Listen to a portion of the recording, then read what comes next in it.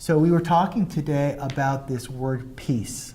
You know, peace has a lot of ideas attached to it, but we really never talk about what peace is. So we kind of drew together a diagram of what it's not, so we can have a better understanding of the distinction or the difference between what peace is and what peace isn't. You know, what does it really mean? So I'm going to go ahead and I'm going to really try to. What is the driving force? What is the thing that propels people to continue their organizations? Any ideas?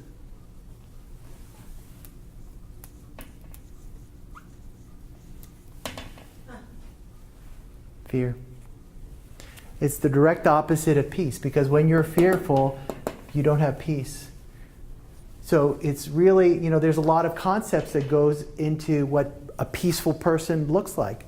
You know, a peaceful person to some of us means someone who's having, you know, medicinal marijuana and they're really just kind of extremely relaxed and therefore they're peaceful, or they're ineffective, or they're lazy, or they're just not motivated. But it's completely the opposite, because when there is peace, there's a sense of clarity. Clarity means that the mind is very focused and very centered, and it has a very clear, defined purpose. The opposite of clarity is chaos or confusion. And that, up to now, has been the way in which businesses have been evolving, and that's how they have been surviving. Because in a peaceful environment, you want to, how should I say, you look at things from a holistic, you look at the whole, as opposed to a business which looks at things from a hierarchical structure, which is very different from what a holistic structure. A holistic structure takes into account the different facets and the different components of a system, like your body. What happens if your foot is having a trauma of some sort? The rest of the body goes to it and attempts to heal it, or does something in order for it to come back into a healthy, because the whole system depends upon it in order to function. As opposed to a fear-based system which has hierarchical goals, which says that if you're not producing, you're exiting the system. You're discarded as a non-contributing factor. The difference between fear is that the fear is being used within the mind. But a peaceful environment, a holistic environment, centers it in the heart. It's the central hub by which things are cognized or approached.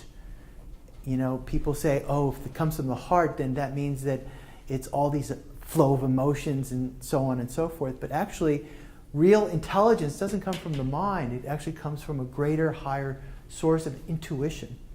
And that's where, when you look at a system or an environment or an organization, you're trying to create a market that takes care of itself. And that's what sustainability is all about. It's about how can we grow together as a collective, as opposed to here, where you have the CEO saying, how can I do my self-interest first? It's a matter of priorities. And in a peaceful environment, if someone really isn't in harmony with the rest of it, the whole system is affected. But then again, it produces its greatest product when there is teamwork, where there's trust, and there is a common sharing, and respect for all contributing people within the organization. In a fear-based organization, or the old model, what happens is that fear does not produce teamwork. It puts pressure on individuals to what? Perform. If you don't perform, what happens? Someone else gets introduced to replace you, or you're fired, or expectations aren't met. Fear does not breed trust. And fear breaks down communication. And communication is the basis of any sustaining, growing, thriving organization. If there isn't a free flow of communication that's there, if there's fear from that communication, what happens is that parts of the organization are cut off. And of course, there has to be respect for all of it. In a fear-based, it's the individual or your boss that's respected. But it's a different model.